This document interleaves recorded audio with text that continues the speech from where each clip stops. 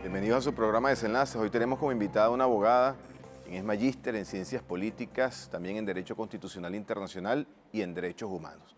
Ha sido representante del Estado ante la Comisión y la Corte Interamericana de Derechos Humanos. Actualmente es constituyente por el sector trabajadores y presidenta de la Comisión de Derechos Humanos y Garantías Constitucionales de la Asamblea Nacional Constituyente. Si quiere interactuar con nuestro invitado, hágalo a través de la etiqueta María Alejandra Díaz por TVs en las redes sociales de Desenlaces TVs en Twitter y Desenlaces TVs en Instagram. Bienvenida, doctora. Gracias. ¿Cómo está? Bien, todo bien. Comencemos hablando un poco sobre el balance de las más recientes visitas a nivel internacional del presidente Nicolás Maduro. Yo quisiera no tan solo abordar el tema de su participación en las Naciones Unidas, sino un antecedente previo a la visita a China, que generó mucha conmoción a nivel de medios por la forma en que fue recibido. Yo quisiera que nos diera su opinión al respecto. Bueno, en principio, recuerda que el presidente Maduro está continuando una política, una visión de la política exterior que comenzó con el presidente Chávez y el multilateralismo. Eso es fundamental.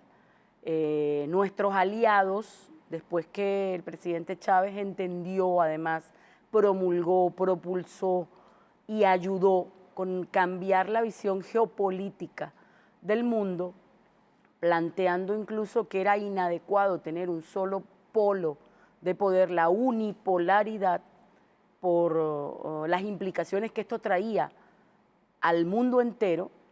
El presidente Maduro aprendió, por supuesto, del maestro Chávez, el mejor, y ha continuado con esa visión, sobre todo porque después de la muerte del presidente Chávez, la política exterior del hegemón mundial, cuando hablamos del hegemón mundial hablamos de los Estados Unidos y sus aliados estratégicos, ha sido de ahogo y asfixia al gobierno de la República Bolivariana de Venezuela, por ende de ahogo y asfixia al pueblo venezolano, con todos los problemas financieros que se han presentado, que se siguen presentando. Hay un bloqueo sistemático, pertinaz, persecución contra las cuentas del Estado venezolano, y eso ha provocado serios inconvenientes a lo interno.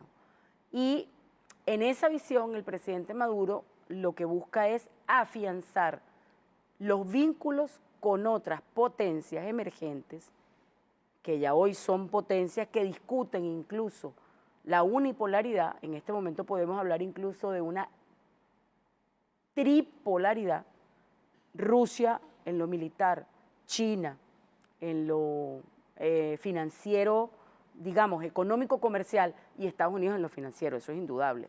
El poder que aún tienen la finanza en el mundo y la dominación que se ejerce de los pueblos a través de la finanza es muy importante. Entonces, el papel del presidente Maduro es proteger al país, abrir además puertas internacionales para blindar a Venezuela. El recibimiento fue de un jefe de Estado, de un socio estratégico. El socio más importante que tiene China en Latinoamérica es Venezuela. Eso es indudable, ahí están los números que pueden hablar de ello. Así que eso, por supuesto, molesta a quienes en este momento están en plena lucha por dominar y doblegar al socio estratégico de China y de Rusia en Latinoamérica, que es Venezuela. ¿Qué esperaban ellos? Primero, que estuviésemos doblegados ya. Eso es lo primero, que ya se hubiese perdido el control del poder, la gobernabilidad. Han hecho de todo, incluso con aliados internos, que son desafortunadamente la oposición venezolana. No es una oposición que genere una alternativa al pueblo venezolano, porque no es una oposición que mire hacia adentro del país, proponga un plan estratégico alternativo que permita convertirse además en una posibilidad cierta de poder, sino que son simple y llanamente los mandaderos de un poder hegemónico que quiere doblegar al país para entregarlo por pedacitos. O sea, son antinacionalistas. Claro. Creo que la mayor tragedia de nuestra oposición es que es antinacionalista. Siendo eso así, ¿qué esperaban ellos? Que estuviésemos vencidos, que este pueblo estuviese encendido por los cuatro costados, que estuviésemos en medio de una guerra civil, el caos, porque al final, aplicando la teoría del caos a una situación de gobernabilidad como la de Venezuela, pueden ellos más fácil hacerse de los recursos naturales, que al final cuando tú haces el análisis te das cuenta, bueno, ¿qué están buscando las grandes potencias que están detrás de Venezuela, de la soberanía, de los recursos de Venezuela? Bueno, petróleo, oro, coltán y pare usted de contar agua, tierra, porque en algún momento necesitan la tierra, sobre todo las grandes transnacionales que se han dedicado a la siembra de transgénicos, necesitan la tierra. Venezuela, por su posición geoestratégica, es muy importante porque es el corredor incluso de la cuenca del sur, los ríos navegables, el plan del presidente Chávez. Bueno, eso es absolutamente cierto, porque además les da salida al Mar Caribe, que teniendo el control del Mar Caribe, tienes el control de la ruta de la seda, que es uno de los planes fundamentales de China. Por eso ellos les causó tanta molestia que China además haya declarado, no solamente en la práctica, sino con convenios, que además le va a comprar 1 millón de barriles de petróleo a Venezuela y que Venezuela firmó contrato para asegurárselo. Eso no es cualquier cosa, estás asegurando el mercado para nuestro país de un producto que genera el 98% de la renta con un socio estratégico fundamental, y te recibieron además como reciben a los grandes socios. Ahora, una pregunta. Usted acaba de mencionar el tema del embargo. Venezuela sufre un embargo, sufre congelación de cuentas, una persecución financiera por parte del imperio norteamericano y de sus aliados. Vale la pena mencionarlo también. Pero ¿usted cree que el ciudadano común ha hecho conciencia de eso? Porque aquí no se ha parado la construcción de viviendas. Aquí el CLAP sigue llegando a las casas. Los muchachitos le acaban de entregar ahorita en los colegios el morral, los útiles, la canaimita. Es decir, Venezuela vive una normalidad, pero normalidad producto de un esfuerzo titánico del presidente de la República. Pero el ciudadano común está consciente de toda esa crisis financiera internacional y ese asedio del que sufre Venezuela en estos momentos. Yo creo que nosotros hemos sido realmente débiles con el tema de la argumentación para sostener la tesis de la guerra económica. Hemos sido absolutamente débiles con respecto a eso, porque la primera batalla que se pierde en una guerra es la verdad. Si tú sabes que el primer frente de ataque que tenemos es el comunicacional, tú debes ser mucho más eficiente y mucho más efectivo a la hora de explicarle a nuestro pueblo y de darle argumentación a nuestro pueblo para entender lo que está sucediendo. Ahora, creo que hemos avanzado en los últimos tiempos. Si al principio no se entendía qué era lo que estaba sucediendo, sobre todo a partir del 20 de agosto, después que el presidente aumentara 3.700% el sueldo y la gente sintió los primeros 15 días como un respiro. Ay, Dios, bueno, puedo comprar tantos cartones de huevo, tanta carne. Sin embargo, bueno, ahí vemos la manifestación de la lucha y de la guerra cuando, después de haberte sentado con un sector supuestamente productivo a acordar unos precios, ellos están haciendo lo que les da la gana. Entonces, ahí hay una manifestación clara del comportamiento antinacional de sectores productores que han dependido históricamente en los últimos 200 años de la renta petrolera. Y son lo que son gracias a la renta petrolera. Aquí no hay sector productivo realmente. Entonces, cuando tú ves esa manifestación que le afecta a la gente directamente, tú entiendes, aquí está pasando algo. Ahora, ¿qué debemos hacer? Debemos visibilizar la causa venezolana como hicieron los palestinos, que el mundo entero conoce lo que está pasando allí, y debemos visibilizar como lo hizo Irán en este momento, por ejemplo, que ante la Corte Penal Internacional demandó a los Estados Unidos por las medidas coercitivas, unilaterales, ilegales, y la Corte Penal Internacional le acaba de dar la razón a Irán, incluso diciendo que las medidas coercitivas unilaterales son crímenes de lesa humanidad. Venezuela debe aprovechar ese escenario y buscar a los mejores para que hagan esa defensa ante el mundo, y cuando digo los mejores, digo los más comprometidos ¿sabes? Porque tiene que dolerte lo que está pasando en el país para que tú así lo puedas transmitir y debemos hacer lo que hizo Cuba. Ahora, ¿qué nos ha faltado? Eso, la disciplina y la claridad para construir argumentos que convenzan. ¿Hemos avanzado? Claro. No estamos como estábamos al principio, en el 2015, que la gente por no entender lo que estaba pasando ganó la oposición, hay que reconocerlo. Pero nosotros hemos ido avanzando en el tema y nos falta es convencer incluso a sectores que nos adversan, porque esta causa no es una causa solo del chavismo, es una causa de los y las venezolanas. Es una causa que nos une porque nos está afectando a todos claro. Y a todas, ¿ves? Yo sí creo que hace falta mayor esfuerzo en comunicar para entender desde la geopolítica lo que está pasando en Venezuela. Voy a hacer una pausa y al regreso quiero que toquemos el tema de las Naciones Unidas. No tan solo la presencia del presidente Nicolás Maduro en ese foro, en ese escenario, sino también su interacción con diferentes movimientos sociales que se volcaron a las calles para darle una bienvenida calurosa. María Alejandra Díaz, por TV, es la etiqueta que estamos utilizando el día de hoy a través de las redes sociales Desenlaces TV en Twitter, Desenlaces TV en Instagram. Interactúe. Ya venimos.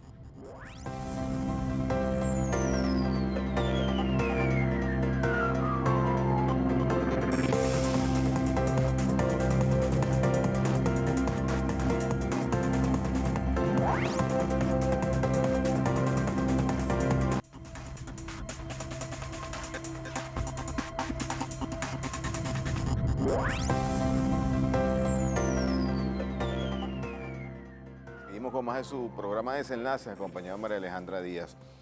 Doctora, el tema de la visita del presidente de las Naciones Unidas también causó mucha conmoción a nivel mediático, ¿no? Yo no sé si es que esperaban un discurso diferente por parte del presidente, no sé si es que esperaban que el presidente no dijera la verdad como la dijo, de la manera tan clara como la dijo además. Y quisiera también su opinión al respecto sobre la presencia de movimientos sociales para tan solo tomarse una foto, tomarle la mano al presidente, delegaciones de países que nos adversan a nivel internacional hicieron fila para saludar al presidente Nicolás Maduro. Fíjate, lo primero que fue una sorpresa para esos sectores de oposición internacional y nacional. Estaban descolocados, porque ninguno se esperaba que el presidente se presentara en Naciones Unidas, en Nueva York, en el corazón del imperialismo mismo, pero además porque habían tejido una serie de mitos alrededor de la presencia del presidente con respecto a que tiene una orden de captura, todo la parafernalia que ellos se han encargado de mostrar a través de los medios de comunicación que ellos dominan, las transnacionales de los medios de comunicación, y ver al presidente además intervenir con esa fuerza, pero además después mostrar los videos de las delegaciones. Fue muy impresionante para esos sectores, porque además se les desmonta otra mentira. Y eso hay que analizarlo a la luz de lo que sucedió el día antes, con el presidente de los Estados Unidos, que incluso yo no creo que esté loco, yo lo advierto, yo no creo que esté loco, él sabe muy bien lo que está haciendo. Lo que sí creo es que él representa la antipolítica dentro de los Estados Unidos, porque hay sectores interesados, dentro de los Estados Unidos hay una división.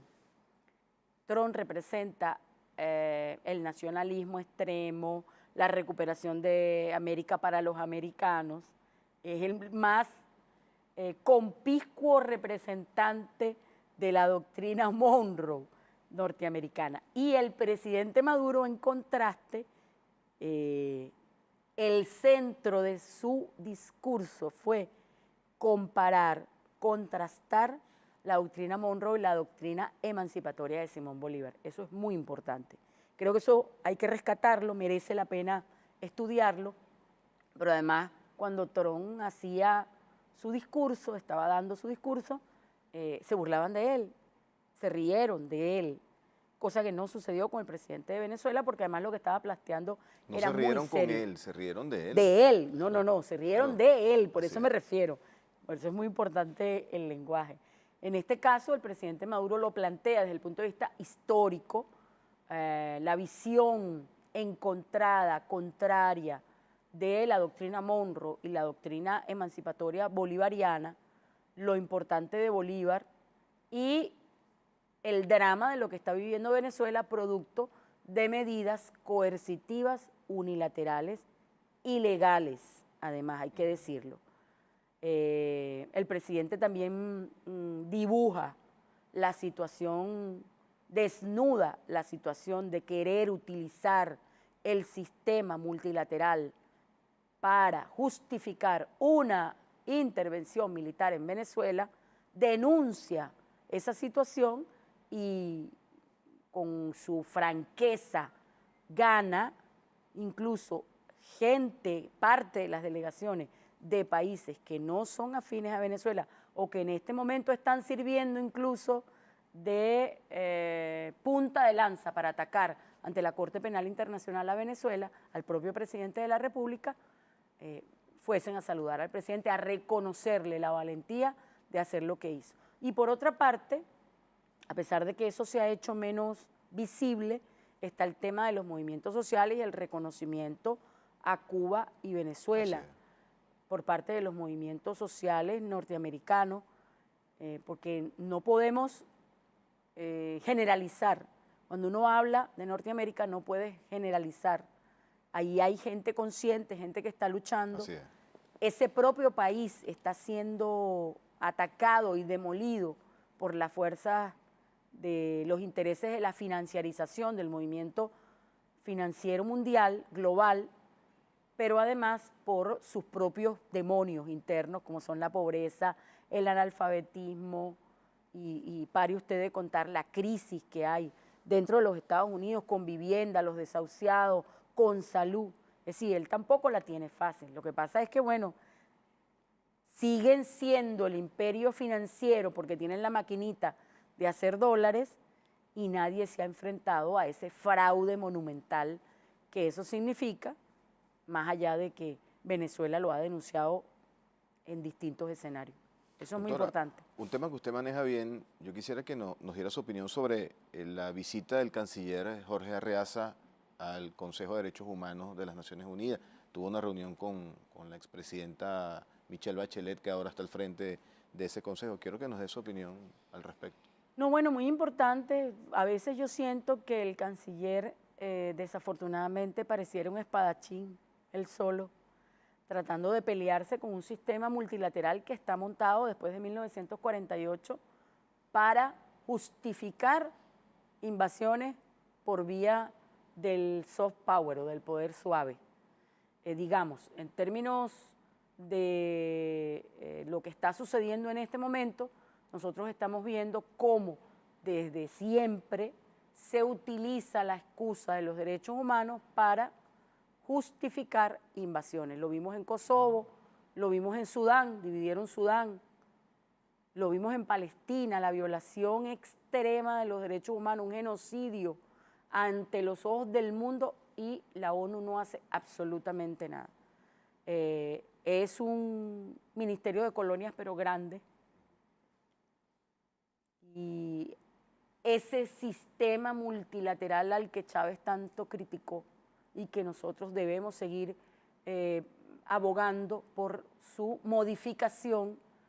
Sin embargo, eso es lo que hay y está el canciller al frente dando una batalla importante porque se conozca la verdad de Venezuela, porque se conozca y además se coloque en esas instancias internacionales Venezuela como la causa Venezuela.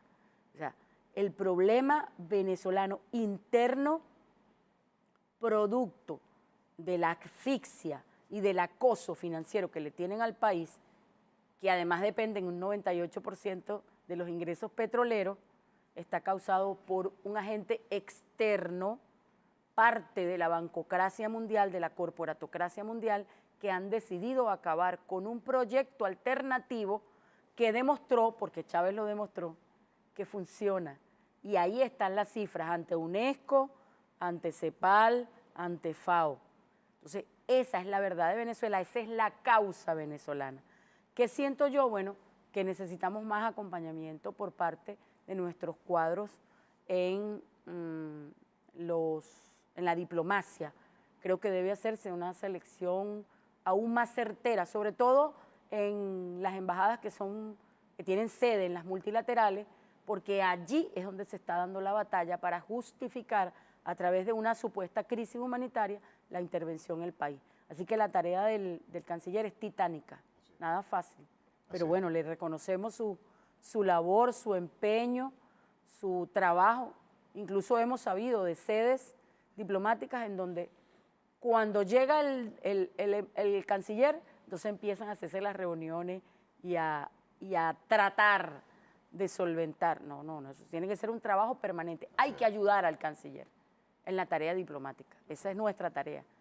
Doctora, otra política del gobierno novedosa por demás es el plan Vuelta a la Patria. Yo quisiera que nos diera su opinión al respecto, porque además tiene una anécdota que contarnos allí. Sí. Yo quisiera que la haga pública ahorita. Cuando se realizó la sesión de la OEA, a propósito, que era una sesión nada más que para tratar el caso venezolano con la gente del Grupo de Lima, tú recuerdas, sí, cómo no. Fue saliendo Kuczynski por temas de corrupción, realizándose una cumbre supuestamente por corrupción en la OEA. Realmente lo que estaba detrás de eso era tratar de aplicarle a Venezuela la Carta Democrática, y estaban los gobiernos del Grupo de Lima metidos allí en esa componenda. Hay una delegación venezolana que viajamos para enfrentar conjuntamente con Cancillería y con las ONG esa situación. Y yo recuerdo que nosotros caminábamos en las calles de Lima y fue muy triste, muy triste y muy chocante ver a los venezolanos y preguntarles además. De hecho, el documental que hizo Ricardo de Zurda Conducta, que valga la cuña por este canal. Gran amigo, saludos. Claro, fue grabado durante esos días que estuvimos en Lima. Nosotros estuvimos en Lima aproximadamente como 5 días y de verdad que la situación de los venezolanos la generalidad era una situación apremiante y asfixiante. Yo los vi viviendo las peores condiciones humanas. Vi niñas en la plaza de noche bailando reggaetón, niñas de 18, 19 años, para poder vender las fresas con crema que ofrecían. O sea, el tema de la trata de mujeres, el tema de la esclavización, el tema de la precarización del trabajo, el tema del abuso, sobre todo en Perú, a mí me pegó muchísimo. Tanto fue así que nosotros trajimos los primeros 11 venezolanos que se vinieron, pero ya no en un plan pensado, sino que la situación para ellos era tan apremiante que dentro del avión de Conviasa se trajeron 11 venezolanos y llegaron aquí, que fue la primera semilla. Y recuerdo además que esa delegación propuso al gobierno que debía implementarse un plan de retorno a la patria. Bueno, allí vemos los resultados. Es inédito, poco se dice de esta situación, pero la crisis supuesta de los migrantes, que además es supuesta porque ahí están las cifras de la ONU, Venezuela es el único país en Latinoamérica que tiene cifras positivas en materia de migrantes, quiere decir que entran más de los que salen. Si bien es cierto que es inédito que el venezolano salga de su país, producto de esta crisis que está inducida, eso es lo que no se dice, producto de las medidas coercitivas unilaterales ilegales, bueno, nosotros tenemos que mostrar que hay un grupo de venezolanos y un gobierno protector que extiende la mano a aquel que está apremiado por las situaciones que les toca vivir en Ecuador, en Dominicana, en Perú, donde estén, y los trae a su patria. Eso es muy importante. Eso es muy importante porque además ellos vienen con una experiencia de vida significativa y con un aprendizaje. Y van a aprender, creo yo, aunque sea a las malas, a apreciar al mejor país del mundo que es Venezuela. Y le dan otro valor a la patria. Absolutamente. El sentido de patria cambia absolutamente porque tú lo ves distinto. Yo oí a una de las muchachas decir, Dios mío, pero ¿cómo que ustedes me van a hacer trabajar 20 horas para poder comer? La esclavitud en mi país se abolió hace mucho tiempo. Bueno, fíjate, es la conciencia del venezolano. El que no sabe lo que tiene, Rodolfo, ¿sabe? No lo aprecia. No lo valora. No lo valora. Así es. Esa experiencia le va a servir a muchos venezolanos, desafortunadamente a las malas, para apreciar más al país. Doctora, nueva pausa. Y al regreso quiero que hablemos sobre la Comisión de Derechos Humanos y Garantías Constitucionales, que viene haciendo un arduo trabajo dentro de la Asamblea Nacional Constituyente. Quiero que nos diga un poco cuáles son las cosas que se han ido ocupando en estos últimos días la comisión, que sabemos que tiene un ritmo de trabajo bastante fuerte. Seguro. María Alejandra Díaz por TVs, la etiqueta que estamos utilizando a través de las redes sociales, Desenlaces TVs en Twitter, Desenlaces TVs en Instagram. Ya venimos, no se aparten.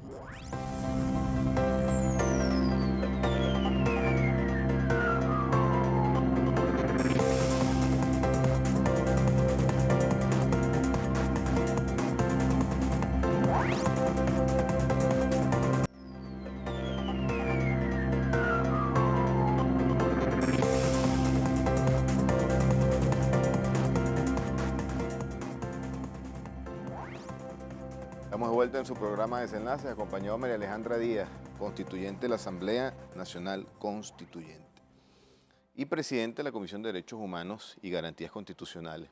Dejamos antes de ir al corte ese tema, el arduo trabajo que viene haciendo la comisión, no tan solo en la atención a diferentes sectores de la vida nacional, sino el trabajo propio de la comisión para organizar una cantidad de artículos que irían en el nuevo texto constitucional. Yo quisiera que nos hablara al respecto. Bueno, en principio, acuérdate que esta constituyente, además es una constituyente sui generis. No se parece a la de 1999 porque las circunstancias históricas, sociales y culturales son distintas. Los motivos por los cuales fue convocada en primera instancia era recuperar la tranquilidad y la paz social y la gobernabilidad. Entonces, nosotros tenemos una situación sui generis porque tenemos además una Asamblea Nacional que hoy, por ejemplo, tenían la discusión de la ley del Banco Central. Ellos están conscientes que debido a su propia torpeza política y jurídica, están al margen de la legalidad. Sin embargo, ahí están. Fueron electos y perdieron además la capacidad de tener incidencia y de desarrollar el trabajo que le corresponde por torpeza política. Incluso por infantilismo, porque es tan fácil salir del desacato en que se encuentran. Entonces, legislativamente tenemos allí un flanco debilitado y la Asamblea Nacional Constituyente le ha tocado asumir, dictar algunas normas para encauzar y garantizar la gobernabilidad y acompañar al Ejecutivo en los planes de recuperación económica. Eso en primera instancia. Y en un segundo plano está el trabajo constituyente propiamente dicho, que es el trabajo que se hace todas las semanas en las comisiones. La Comisión de Derechos Humanos le ha tocado en una primera instancia recoger cualquier cantidad de propuestas. Todavía, incluso mañana, tenemos reunión conjuntamente con la Comisión Constitucional para recibir a los sectores transgénero y al sector de mujeres, a movimientos feministas, que están planteando temas que deben ser de discusión nacional por las implicaciones morales, éticas, de salud pública que tienen, como son el aborto y el matrimonio igualitario. Ese tema se ha tratado, nosotros hemos discutido dentro de la comisión y se han hecho unas recomendaciones que se elevaron a la Comisión Constitucional. Pero además estamos hablando del derecho a la tierra, del derecho al ambiente sano. Hay un tema muy importante que nosotros estamos trabajando muy fuertemente y es cambiar la doctrina con respecto a que solamente los estados violan derechos humanos. Nosotros creemos que esa doctrina ya no alcanza para explicar el comportamiento criminal de ciertas transnacionales, incluso de ciertas empresas privadas. Es decir, no solamente el Estado viola derechos humanos, una transnacional que no produce un medicamento para el cáncer o que bloquea la posibilidad de que un Estado adquiera medicamentos para tratar el cáncer o la diabetes, es un delito, es una agresión a la humanidad. Por eso entonces la doctrina con respecto a los derechos humanos debe cambiar.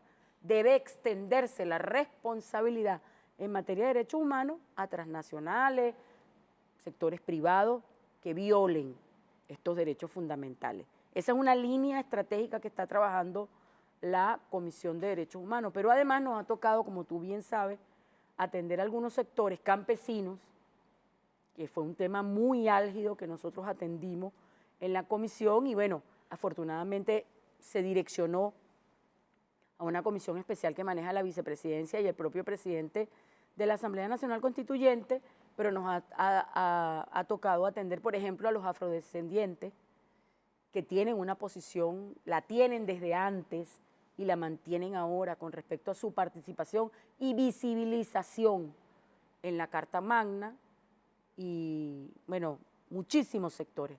Y hay últimamente una línea estratégica que es con respecto al tema del Comité de Víctimas de la Guerra Económica, que dirige Andrés Giuseppe, que tiene un trabajo además importante con respecto a demostrar cómo internamente las transnacionales, conjuntamente con este marcador ilegal e ilegítimo del dólar tóxico, ha provocado la precarización del trabajo, ha provocado que se disminuya además el poder adquisitivo del venezolano, afectando la capacidad adquisitiva, el salario, y ha mostrado una cara que poco se ha visibilizado del ataque, sobre todo bipolar, contra la población, como una violación masiva de derechos humanos producto de crímenes económicos.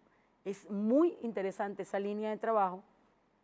Hemos estado trabajando también algunos temas con respecto a denuncias contra algunos cuerpos de seguridad que no están actuando debidamente, que no están respetando las boletas de excarcelación.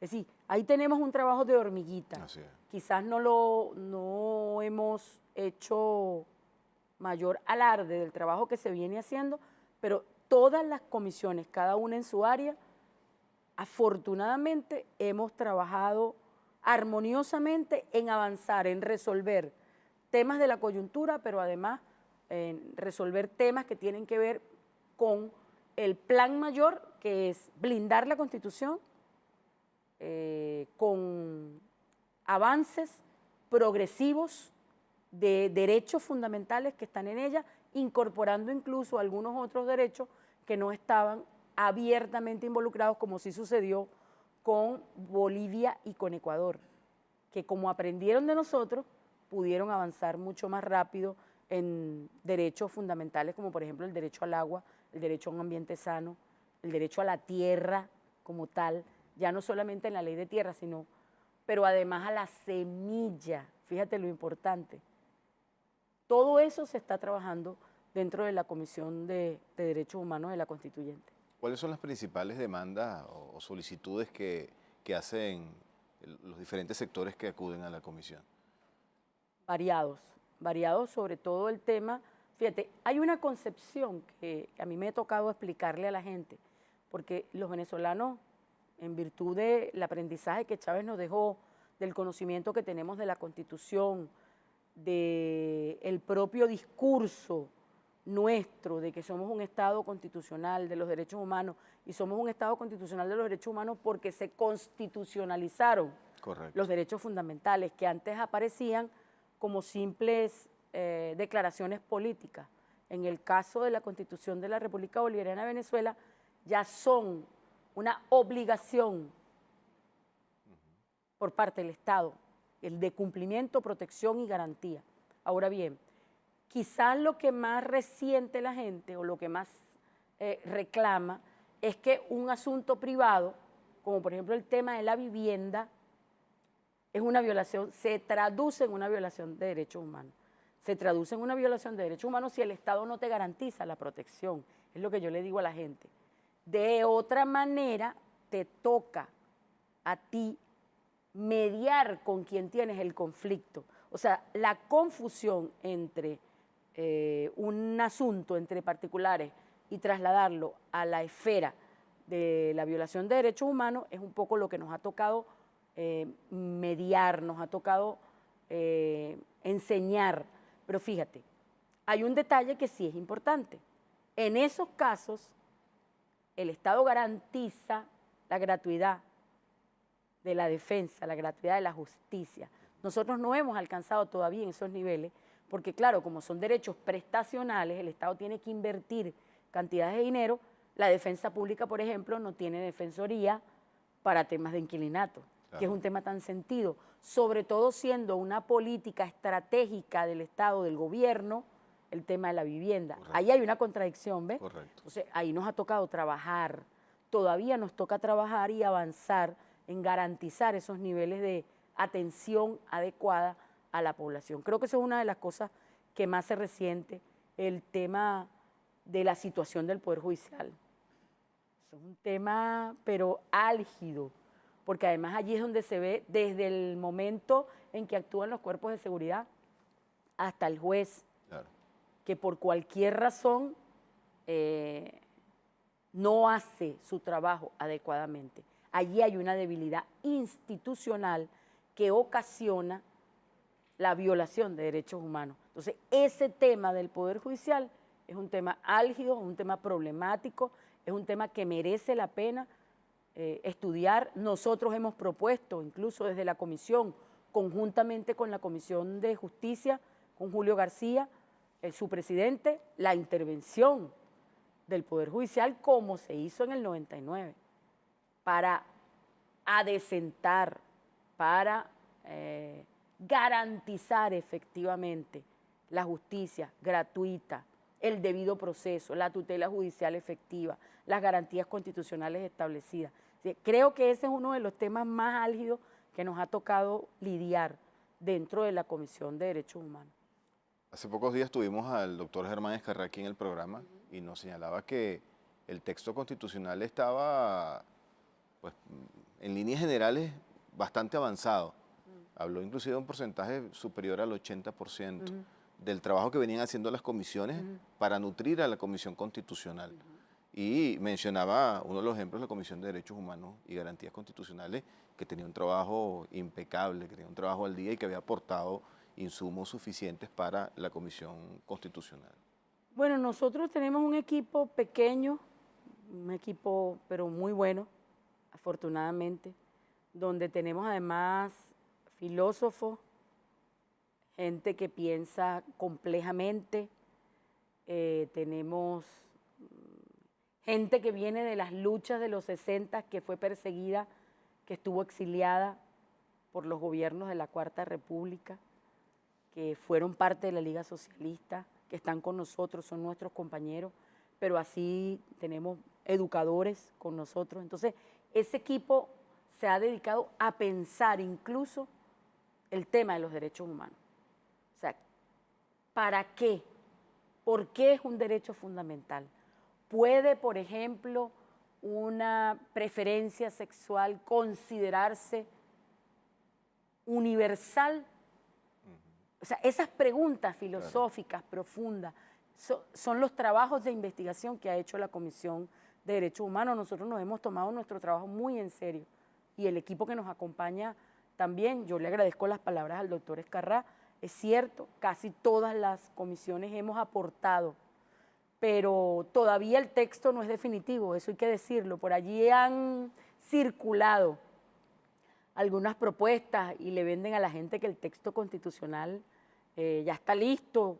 No. El texto constitucional está en plena discusión porque todos los días recibimos aportes, claro, por parte de quien. Claro. De hecho, yo he hecho invitaciones a las ONG, he hecho invitaciones a las escuelas de Derecho, de la Católica, de la UMA, de la Central, para que acudan ante la Comisión de Derechos Humanos y nos den su opinión, nos hagan los aportes debidos. Las iglesias nos han hecho aportes, los catedráticos, los intelectuales. Esa comisión y todas las comisiones que trabajamos todos los días por garantizar el avance del texto constitucional, estamos todos los días recibiendo aportes. Así que yo le agradezco las palabras al doctor Escarrá y reconozco que sí, hemos avanzado, pero que aún el texto no está consolidado, así claro, que todo lo que les digan es falso hasta ahora, porque no hay un texto consolidado, porque ni siquiera se ha discutido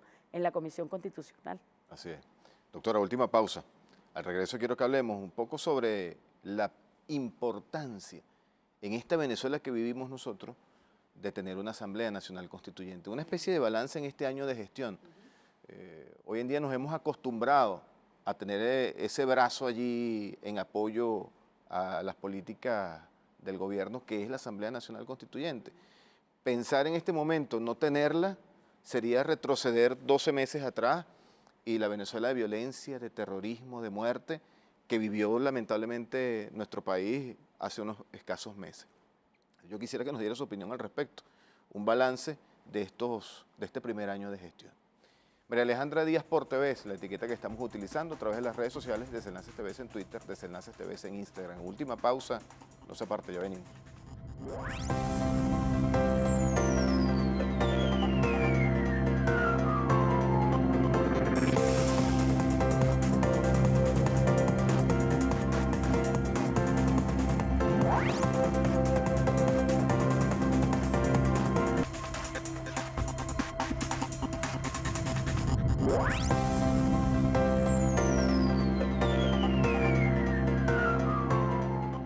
Hemos llegado a la parte final de su programa Desenlaces, acompañado a María Alejandra Díaz, presidenta de la Comisión de Derechos Humanos y Garantías Constitucionales de la Asamblea Nacional Constituyente.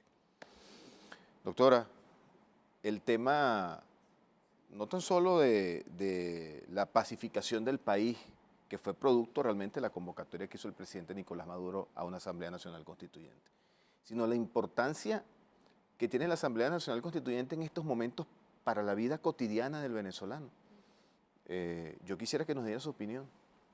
Mira, fíjate, yo creo que se mostró al país en primera instancia la necesidad de llegar a mínimos acuerdos de convivencia, producto de una violencia desatada que lo que pretendía era sacar al presidente del poder.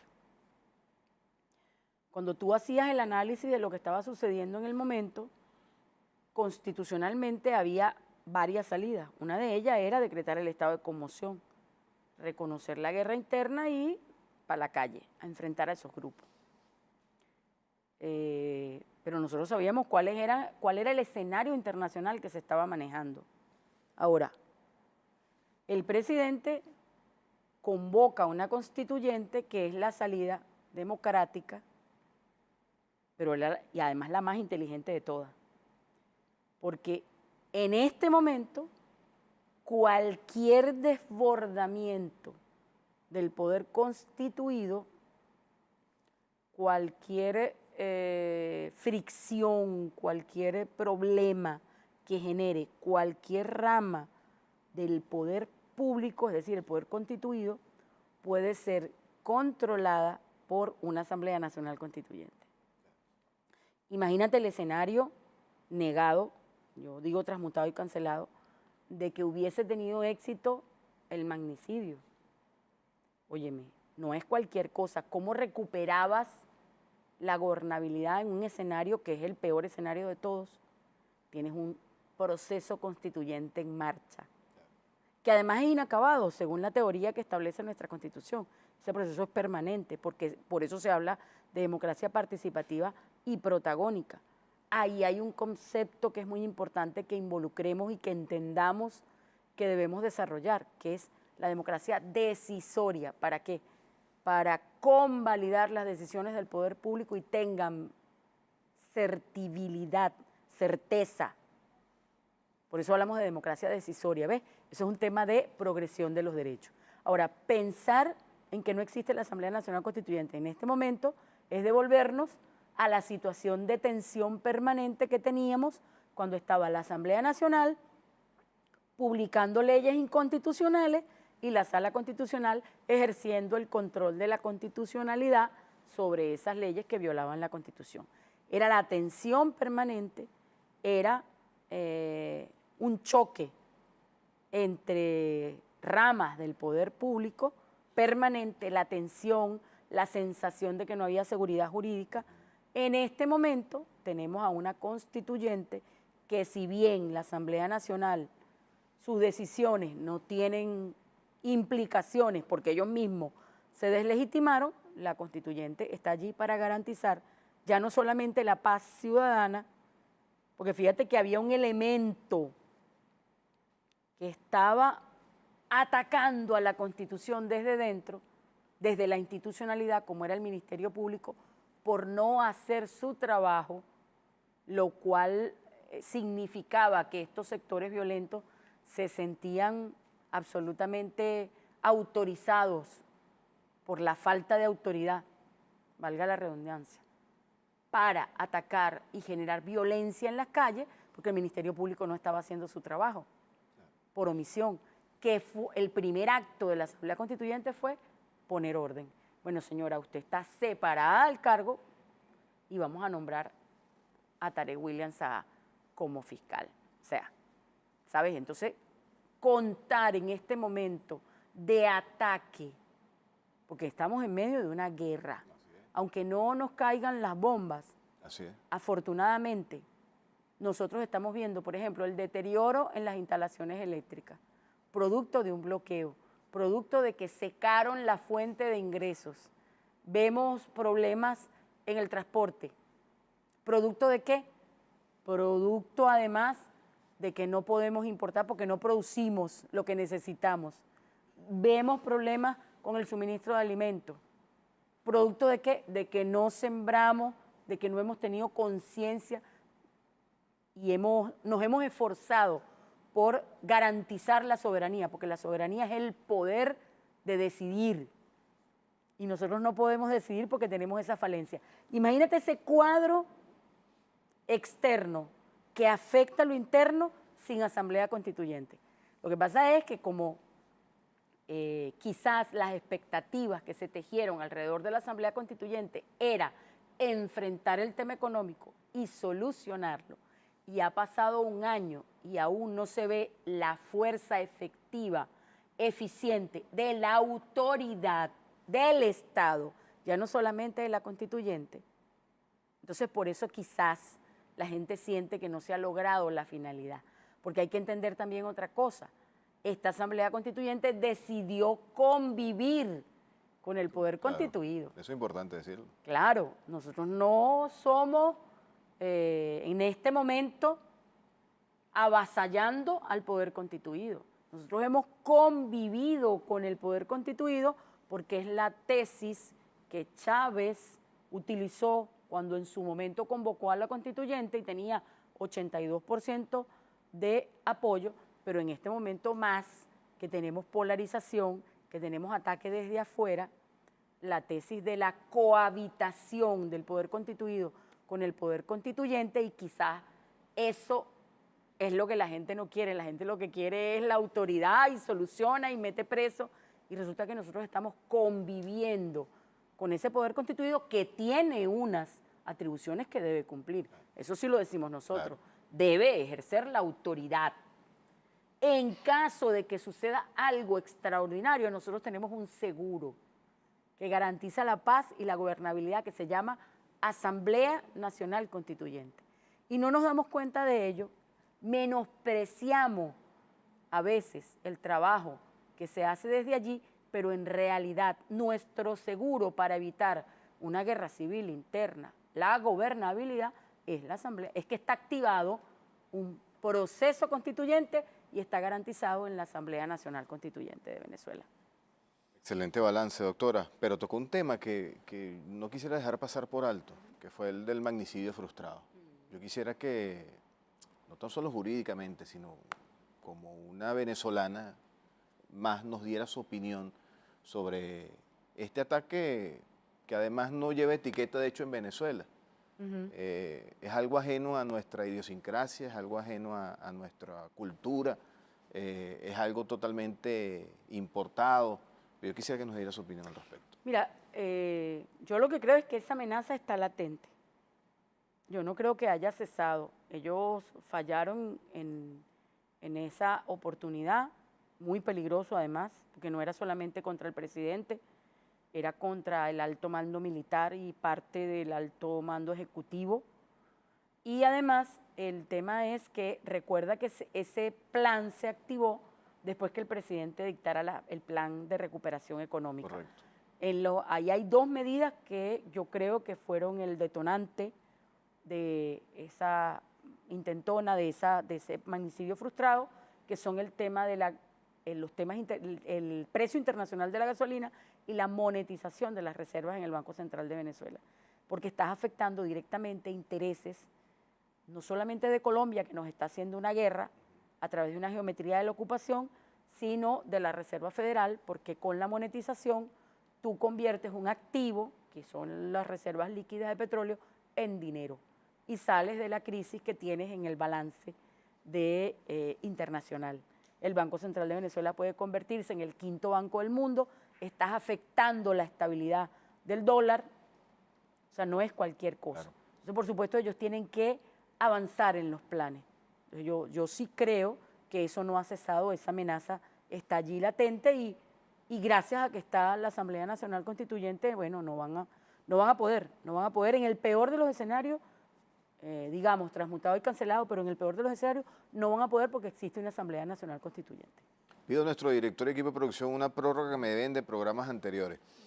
Doctora, ¿cómo interpretar el que no hubo un deslinde automático de la derecha venezolana y de la derecha internacional sobre este magnicidio frustrado? Y no tan solo que no hubo un deslinde, sino que todavía siguen algunos hablando de un supuesto magnicidio. Bueno, una de las tragedias que tiene el sistema político venezolano en este momento es que no existe oposición. Aquí no hay oposición. Aquí lamentablemente tenemos un grupo de traidores a la patria que se hacen llamar de oposición. Si hubiese una oposición seria, estuviese haciendo control sobre la gestión pública. Claro. Si hubiese una oposición seria, estuviese planteándole al gobierno, mira, esas medidas que tomaste no son. Aquí hay otro programa, ¿sabes? Proponiendo. Proponiendo, claro, propositivamente. No. Ellos lo que quieren es la destrucción del país para mandar sobre la ceniza. Eso no puede ser una oposición. Esa es la gran tragedia que tiene el sistema político venezolano, la realidad política venezolana. En este momento es que no hay oposición. Así que, o sea, a mí no me extraña esa actitud. Es una actitud consona con su infantilismo político, pero además con los traidores que son antinacionalistas. Claro. Doctora, para terminar, ¿cómo ve estos meses que quedan del año 2018? Difícil porque ellos no van a cejar en su afán de seguirnos aumentando los precios y el gobierno allí muñequeando, tratando de tener el control. Creo que vienen algunas medidas importantes. La medida del aumento de la gasolina, si llega a aplicarse con el rigor que estamos esperando que se aplique, va a significar poderse sentar en la mesa con un enemigo que tenemos que depende de la gasolina para fabricar la droga. 68,5% de la droga que se fabrica en el mundo la fabrica Colombia, y puede eso aliviar el tema del ataque a la moneda. ¿Sabes? Estamos en medio de la geopolítica, claro, y eso puede jugar a nuestro favor, ejerciendo una posición de dominio hegemónica que tenemos sobre un producto que nos pertenece. Creo que ese escenario es interesante, complicado, porque ellos van a seguir presionando a nivel internacional con el tema de la Corte Penal Internacional, y creo que debe hacerse una avanzada internacional para defensa de la causa venezolana. Pero yo tengo mucha fe en que vamos a seguir batallando y vamos a vencer. Así es, doctora. Agradecido. Gracias, Rodolfo. Toda historia tiene su desenlace. Vimos el desenlace de esta historia a la mano de María Alejandra Díaz, presidenta de la Comisión de Derechos Humanos y Garantías Constitucionales de la Asamblea Nacional Constituyente. Si usted quiere ver este programa o algún otro, suscríbase a nuestro canal de YouTube, Desenlaces TV. Agradecido por la interacción en las redes sociales, Desenlaces TV en Twitter y Desenlaces TV en Instagram. Nos vemos en la próxima entrega. Agradecido.